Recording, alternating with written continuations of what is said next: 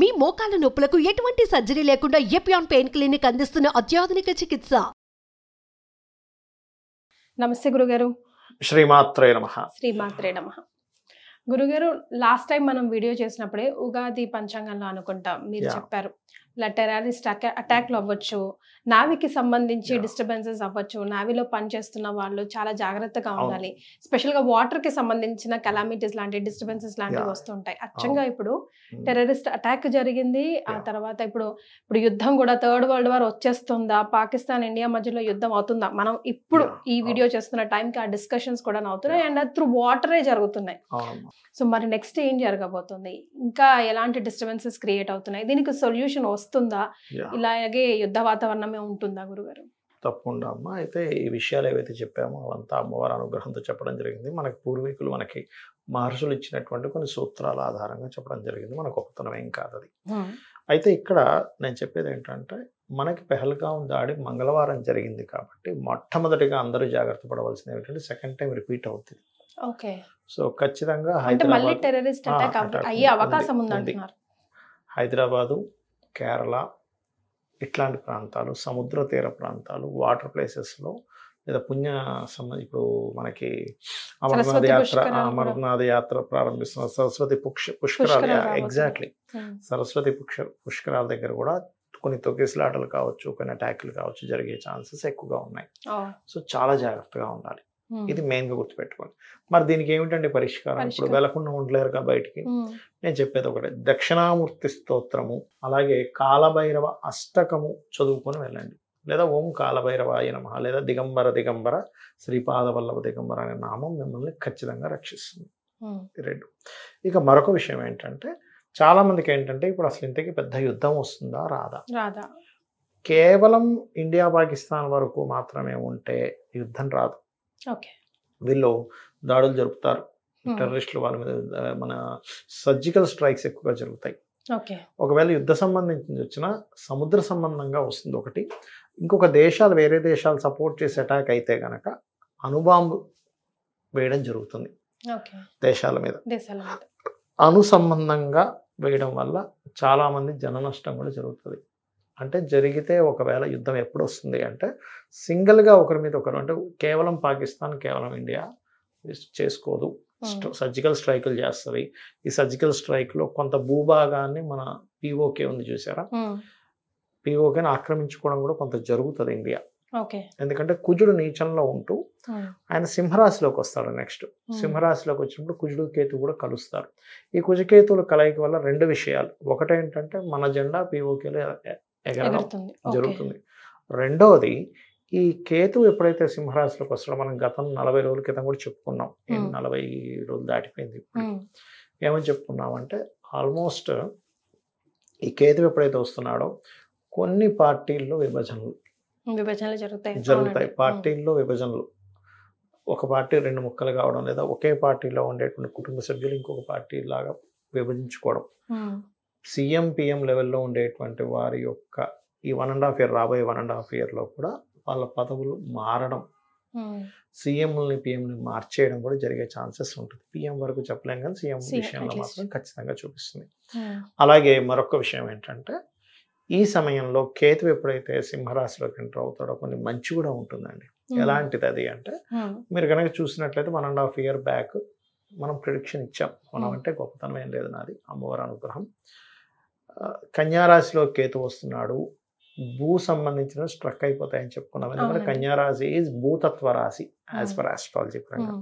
అందుకని మీరు చూడండి, 1.5 year నుంచి పెద్ద భూమి లేదు హైదరాబాద్లో, మొత్తం ఆగిపోయింది పరిస్థితి. ఎక్కడో బాగా మార్కెటింగ్ చేసుకున్నారు, ఏదో కొన్ని అమ్మగలుగుతున్నారు.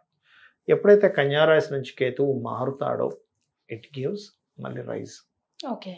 ఎప్పుడైతే కేతు కన్య నుంచి మారి సింహంలోకి వెళ్తాడో, ఇప్పుడు చూడండి ఈ 3 సంవత్సరాలుగా 60,000 ఉన్నటువంటి బంగారం 1,00,000కి చేరుకుంది.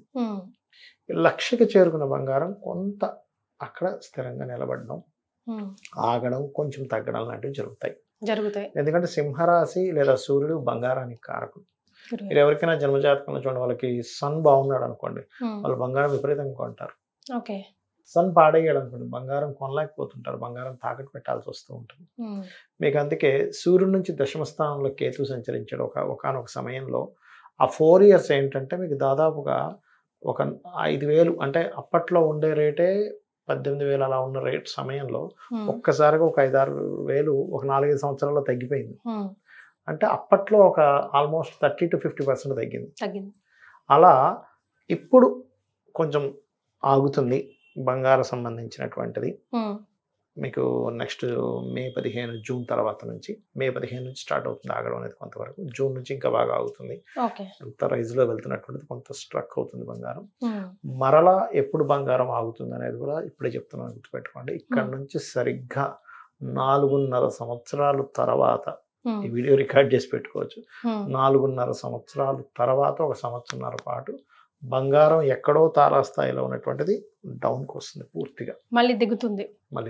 ఇప్పుడు చరిత్రలో లేని విధంగా ఎందుకంటే ఇప్పుడు ఒకసారి ఉంది, మళ్ళీ అప్పుడు ఒకసారి ఉంది. అప్పుడు డౌన్ ఫాల్ ఉంది, రేస్ కాదు గురుగారు. ఇంకా 1,00,000 దాటడానికి 4.5 years తర్వాత మరలా ఇప్పుడు ఈ జూన్ నుంచి కొంత ఆగుతుంది. అంటే ఇప్పుడు 80 వరకు కూడా వస్తుందని అంటున్నారు. అంటే ఎందుకంటే ఇప్పుడు ఈ అసలు ఏంటంటే అంత ఘోరంగా పెరిగిపోయింది, అసలు ఎప్పుడు చూడలేదు.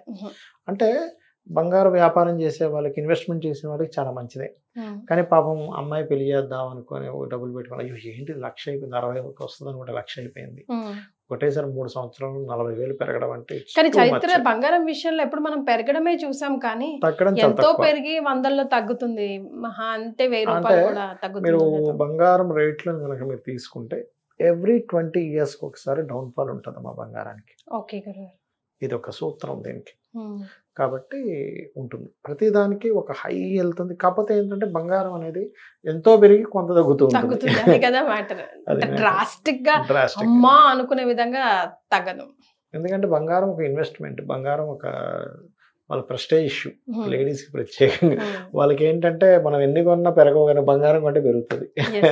మనం స్టాక్ మార్కెట్ లో ప్రిడిక్షన్ లో కూడా మనం ఇది ఆల్రెడీ మెన్షన్ చేసే, స్టాక్ మార్కెట్ కూడా తగ్గుతుంది, ఫ్లక్చుయేషన్స్ వస్తుందని చెప్పుకున్నాం మనం. యాజ్ ఇట్ ఈస్ అలాగే జరిగింది. స్టాక్ మార్కెట్ ఒకటి కొంచెం ఈ దాడుల విషయంలో రాబోయే 2.5 సంవత్సరాలు కొంత జాగ్రత్తగా ఉండాలి.